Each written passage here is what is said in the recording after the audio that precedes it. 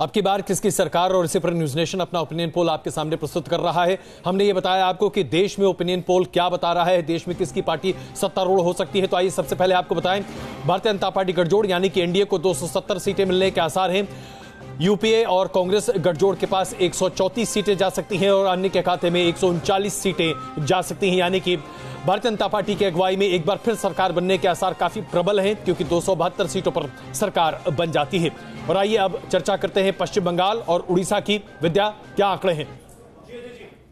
ऐसे स्टेट जिनका आपने नाम लिया, ये दोनों राज्य जहां पर बीजेपी की नजरें गड़ी हुई हैं, लेकिन दोनों ही स्टेट में स्थानीय जो पार्टी है वो बहुत ज्यादा मजबूत है। अब यहां पर जनता का मूड क्या है अपने दर्शकों को बताते हैं। सबसे पहले पश्चिम बंगाल में देखिए, अगर वोट शेयर के हिसाब से देखें तो पश्चिम बंगाल में जनता का मूड क्या है, ये हम अपने दर्शकों को बताते हैं जल्दी से। 5% लोग अभी तय नहीं कर पाए हैं, इसलिए इनको अभी छोड़ दीजिए। अन्य के खाते में 62% vote BJP plus 23%, Congress plus 10%। तो ये वोट शेयर है, लेकिन अगर इसको सीट में तब्दील कर दें तो यहां पर आंकड़ा क्या होता है जरा ये देख लेते हैं, क्योंकि सवाल ये है कि सीट किसको कितनी मिलती है, यही सबसे बड़ा सवाल है, यही सब जानना चाहते हैं। तो सीट देख लेते हैं। पश्चिम बंगाल में देखिए 42 कुल सीटें हैं, जिसमें से 34 पिछली बार टीएमसी ने जीती थी, लेकिन इस बार टीएमसी को थोड़ा सा नुकसान है, बीजेपी को ज्यादा फायदा है।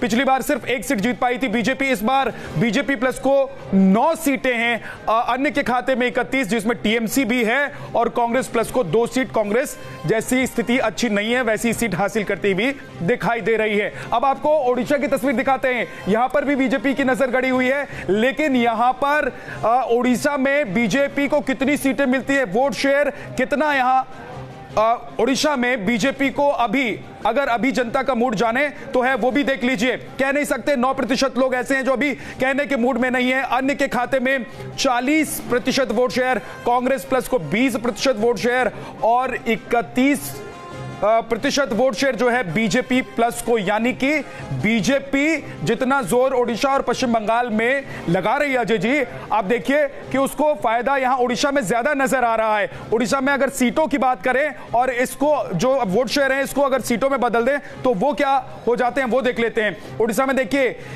21 सीटें यहां पर हैं, कांग्रेस खाता नहीं खोल पा रही है और उसके सहयोगी दल अगर यहां पर हैं तो वो भी खाता नहीं खोल पा रहे हैं। कांग्रेस प्लस को 0 है। बीजेपी यहां 9 सीट हासिल करने में कामयाब हो रही है इस वक्त अगर चुनाव हो जाते हैं, और अन्य के खाते में 12 है, यानी कि सीधा सीधा नुकसान नवीन पटनायक का यहां पर हो रहा है। अजय जी बहुत धन्यवाद इस जानकारी के लिए। और आइए अब हम चर्चा शुरू करते हैं। हमारे साथ हमारे मेहमान मौजूद हैं। संजय झा जी कांग्रेस से जुड़ चुके हैं और राकेश सिन्हा जी भारतीय जनता पार्टी से इस वक्त हमारे साथ मौजूद हैं। राकेश सिन्हा जी, पश्चिम बंगाल को लेकर पूरा दम लगा रही है भारतीय जनता पार्टी, लेकिन हमारा सर्वेक्षण ये कहता है कि अधिकतम 9 सीटें आप पश्चिम बंगाल में जीत सकते हैं, जबकि भारतीय जनता पार्टी कम से कम मिशन 22 पर काम कर रही है। यानी कि आप पूरी कोशिश के बाद भी ममता बनर्जी के गढ़ में उतनी सेंध नहीं लगा पा रहे जितनी आप कोशिश कर रहे हैं।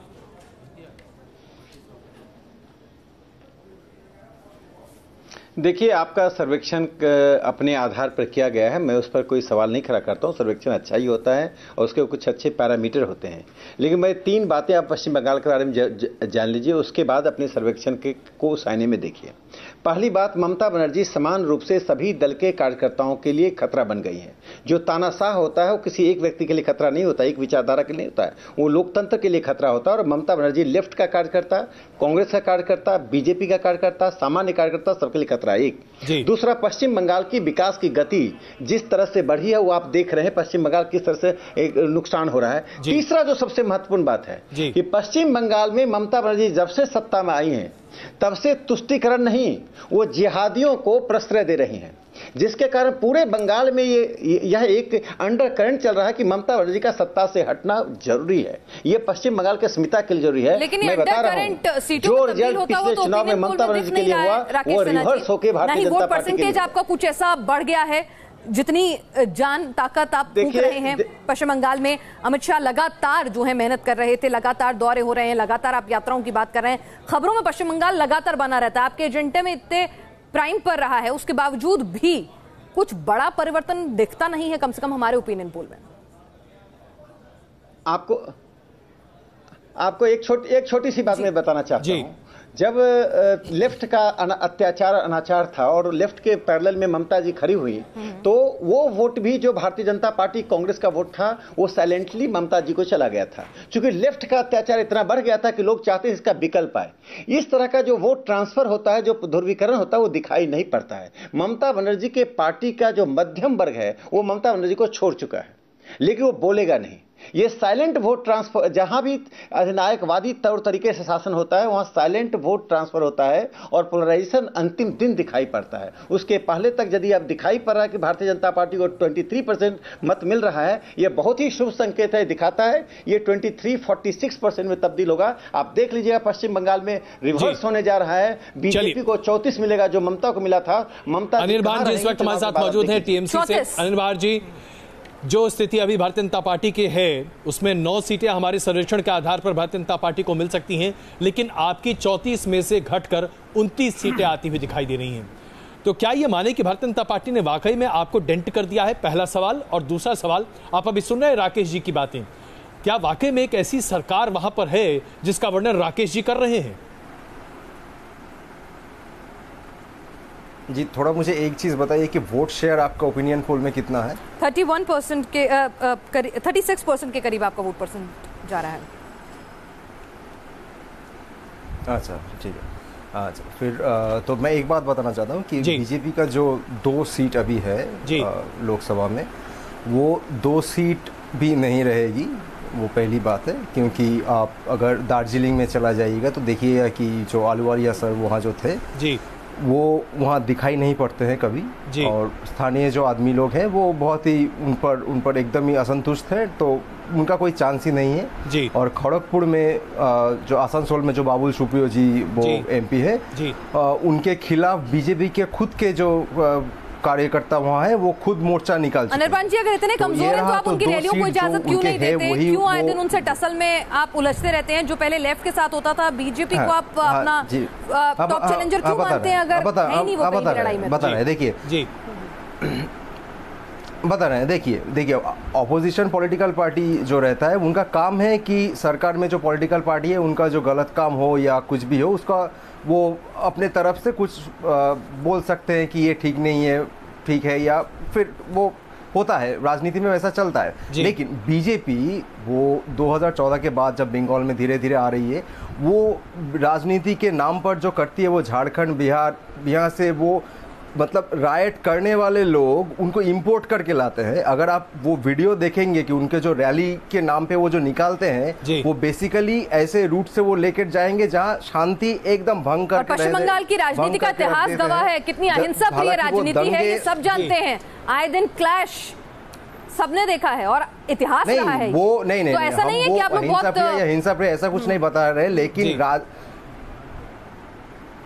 लेकिन धर्म के नाम पे नारे लगाना और दूसरों को उकसाना, उसके बाद यहाँ बंगाल में उतना आदमी उनका तो सपोर्टर्स है नहीं, झारखंड से बिहार से बस भर कर लोगों को लाना, उनको वो जो कार्यकर्ता वहाँ है उनको इधर लाके जो बातें कही, मुझे लगता है कि राकेश जी इसका जवाब आपको देना चाहिए। सरकार, आप लोग बांटने की राजनीति कर रहे हैं पश्चिम बंगाल में। वाकई में स्थिति ऐसी है और इसमें तो कोई दो राय नहीं है। राकेश जी जवाब देंगे तो मैं एक बात और बताना चाहता हूँ, वो जो राकेश जी जो कह रहे थे कि यहाँ जिहादी ऐसे कह रहे हैं, तो आपके पास तो एनआईए है, एनआईए क्या कर रहा है आप बताइए? एनआईए अगर है तो आप ममता बनर्जी को, टीएमसी का और दूसरे जो लीडर है उनके ऊपर केस कीजिए ना।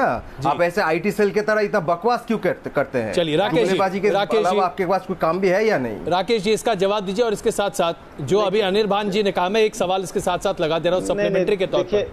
राकेश जी, इसमें कोई शक नहीं है कि अनिर्बान जी ने जो बातें कही, दार्जिलिंग में जो कि एक अच्छी सीट आपकी रही जहां से आप जीतते रहे हमेशा, कम से कम मैं व्यक्तिगत तौर पे कह सकता हूं कि आज स्थिति ऐसी नहीं है कि भारतीय जनता पार्टी वहां से जीतेगी, तो वो सीट आपकी एक तो गई, ये तो ऐसा लग रहा है, और कम से कम मैं कह सकता हूं। तो अब मैं आपकी प्रतिक्रिया जानना चाहता हूं, बताइए।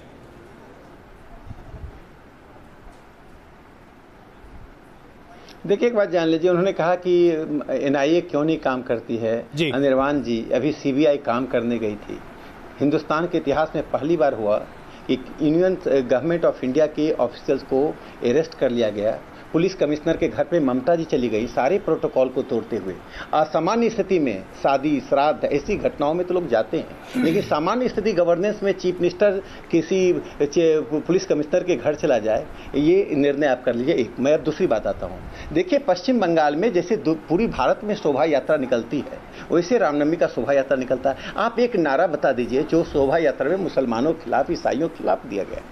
आपने मौलवियों के लिए तो वेतन दे दिया, आपने मदरसों को तो सर पे चढ़ा लिया। मदरसा में कोई जनगण मन गाया तो उसकी पिटाई हो गई अख्तर की, वो मासूम अख्तर की, और अभी तक दर दर घटक रहा, उस पर 10-20 केस लाद दिए गए।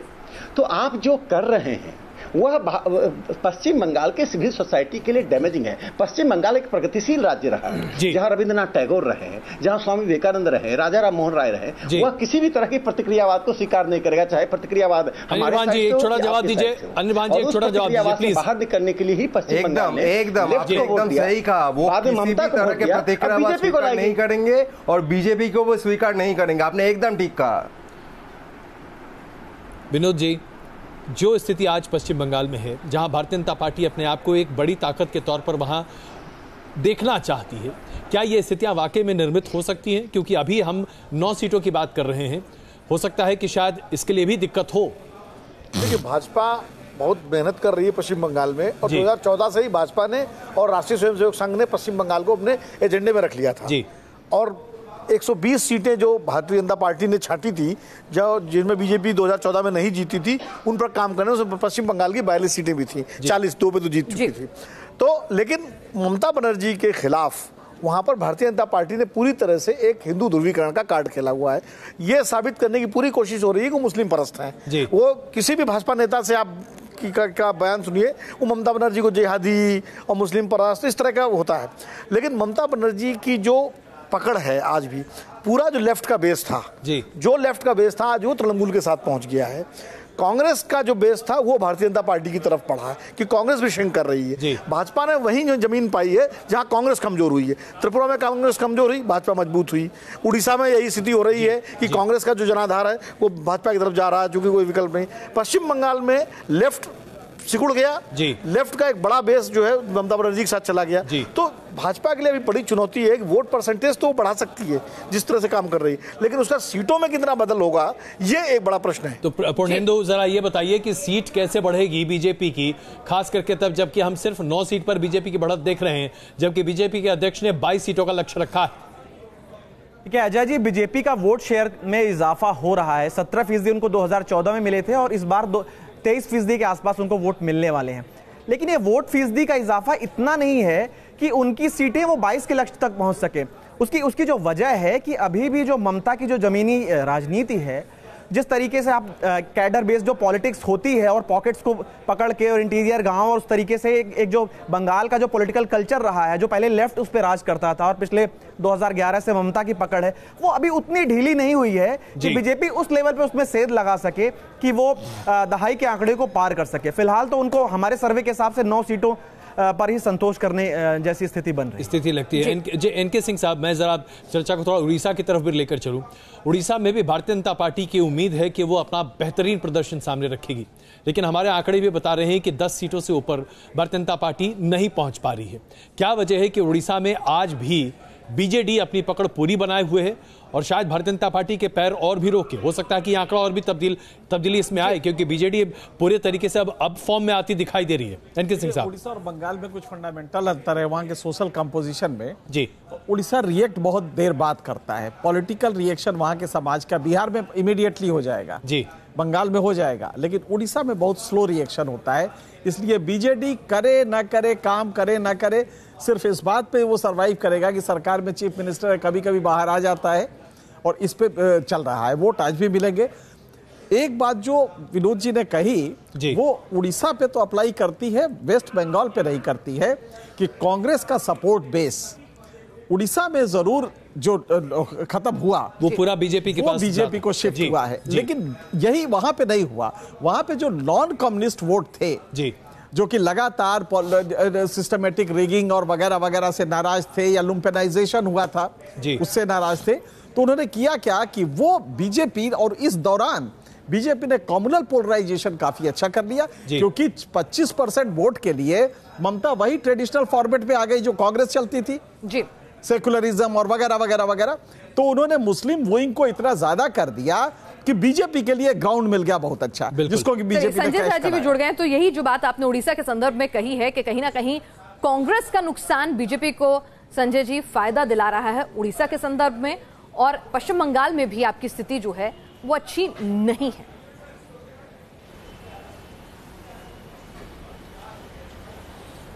ये आप प्रश्न आपने मुझसे जी पूछा जी, है। आपके ओपिनियन, हमारे जो ओपिनियन पोल है उसमें हम पश्चिम बंगाल और उड़ीसा की बात करें तो दोनों जगह आपकी पार्टी के लिए स्थिति अच्छी नहीं है। नहीं देखिए, मैं आपको एक समूहित तरीके से बता सकता हूं कि भारत में एक नए प्रधानमंत्री जो भारतीय जनता पार्टी के नहीं और एनडीए के नहीं होंगे जी, वो शपथ ग्रहण करेंगे मई में। आप देखिएगा, इसमें हमारा इसमें तो कोई हमें इसमें ज्यादा वाद विवाद करने की जरूरत ही नहीं है। हम जानते हैं ये बात, जमीनी स्तर पर हालात बहुत अलग हैं। मोदी जी आप सुनिए मेरी बात, मैं आपको पूरे आत्मविश्वास के साथ कह रहा हूं कि ये बदलाव का माहौल है, परिवर्तन होके रहेगा। देखिए, मोदी जी ने जिस तरीके से भारत के आवाम के साथ धोखा या विश्वासघात किया है, वो 15 लाख रुपया को तो भूल ही जाइए। किसानों के साथ जिस तरीके से इन्होंने उनको धोखा दिया है, एमएसपी को लेकर ढेर सारे गलत वादे करके कि हालांकि मुझे आपको बीच में रोकना नहीं चाहिए, लेकिन राकेश सिन्हा जी देखिए, आप गांव में जिस तरह से हंस रहे हैं ना, वो बड़ी अजीब स्थिति है। नाराज है वहां राकेश जी खिलखिलाकर हंस रहे हैं, जब बस खाली इतना बचा है कि पेट पकड़कर हंसना शुरू करें। मैं जरा बोलूं? प्लीज बताइए। मुझे नहीं मालूम कि कौन टोक रहा है, कौन हंस रहा है। नहीं, मैं अजय कुमार बोल रहा हूं, लेकिन राकेश सिन्हा जी राकेश सिन्हा जी आपकी बात सुनकर बहुत जोर से हंस रहे हैं। मुझे समझ में नहीं आ रहा ये विरोधाभास क्यों है। और आपने ये तो मुकर्रर कर दिया कि प्रधानमंत्री कोई और होगा, जिनको कांग्रेस का खड़ी होगी, तो ये पूछ रहे हैं ना जी, हंसने जिसको हंसना है हंसने दीजिए। अंत में जो लोग इतने घमंड और अहंकार में डूबे हुए हैं, भारत की जनता जो है ना, वो उनको जवाब देगी। कांग्रेस पार्टी तो, हम तो जनता की आवाज है, लेकिन जनता जो जवाब देगी इस भ्रष्ट सरकार को, जिसमें नरेंद्र मोदी खुद चौकीदार एक चोर बन गया है। अरे नरेंद्र मोदी तो अनिल अंबानी और गौतम अदानी के प्रधानमंत्री हैं। 130 करोड़ लोगों को उनकी जिम्मेदारी नहीं थी, उनकी जिम्मेदारी थी गौतम अदानी को खुश करो और अनिल अंबानी को खुश करो। आप जवाब उनके लिए तो प्रधानमंत्री बनना बड़ा आसान काम था। देखिए, ये कौरवों और पांडवों के बीच महायुद्ध है।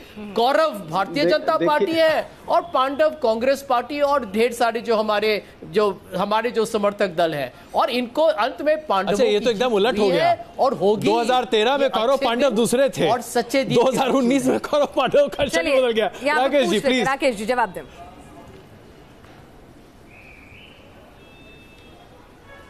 देखिए, एक बात जान लीजिए, हम लोग सर्वे पर चर्चा करें। संजय झा जी को पूरा अधिकार है राहुल गांधी को प्रधानमंत्री बना लेने का, जब तक परिणाम नहीं आता है।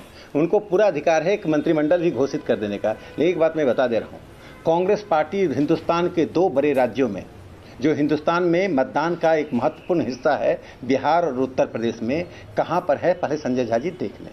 बाकी राज्यों को छोड़िए, 2 बड़े राज्यों में जहां पर 40 सीटें हैं, 80 सीटें, 120 सीट में कांग्रेस पार्टी को जो भी गठबंधनों का कितनी सीटें दे रहे हैं जी, उनको रायबरेली अमेठी बचाना मुश्किल होगा। संजय झा जी, हम और आप मिलेंगे न्यूज नेशन पर, और रायबरेली और अमेठी नहीं बचेगा, मैं दावे के साथ कह रहा हूं। आप प्रधानमंत्री बना लीजिए, प्रधानमंत्री नरेंद्र मोदी जी 350 सीटों के साथ हिंदुस्तान के प्रधानमंत्री पद का शपथ लेंगे आपसे। हिंदुस्तान में 350 सीटों के साथ भारतीय जनता पार्टी अपने बलबूते पर 300 से अधिक सीटें लाकर प्रधानमंत्री के पद पर नरेंद्र भाई मोदी शपथ लेंगे।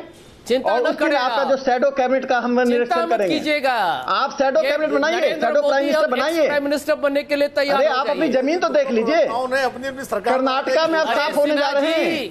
मध्य प्रदेश में रंगाई को मुख्यमंत्री बना दिया है। मध्य प्रदेश में मध्य प्रदेश में 42,000 लोगों का ट्रांसफर कमलनाथ जी ने किया है। 42,000 लोगों का। भारत कभी नहीं अजय जी, इनसे पूछिए, आपातकाल की स्थिति मध्य प्रदेश में लागू कर दिया, 42,000 लोगों का ट्रांसफर किया और 12,000 लोगों का ट्रांसफर निरस्त कर दिया। उसके पीछे राज क्या है, कहानी क्या है? कमलनाथ से पूछिए। बात सुनिए आपने, ये गांधी जी का भारत है, गोडसे का नहीं। मैं जमीनी हकीकत आपको बता रहा हूं, जिसने हिंदुस्तान के किसी कोने में चले जाइए, नरेंद्र मोदी के अलावा दूसरा नाम नहीं है। जानते हैं मैं क्या भारतीय राजनीति में इतनी लोकप्रियता, मैं आप दोनों से क्षमा चाहता हूं, हमें आपको रोकना पड़ रहा है, जाहिर सी बात है, हमें आगे बढ़ना है और हमें कई और राज्यों के बारे में चर्चा करनी है। लेकिन इससे पहले कि हम ब्रेक लें, अनिर्बान जी, मैं एक आखिरी लाइन आपसे पूछना चाहता हूं।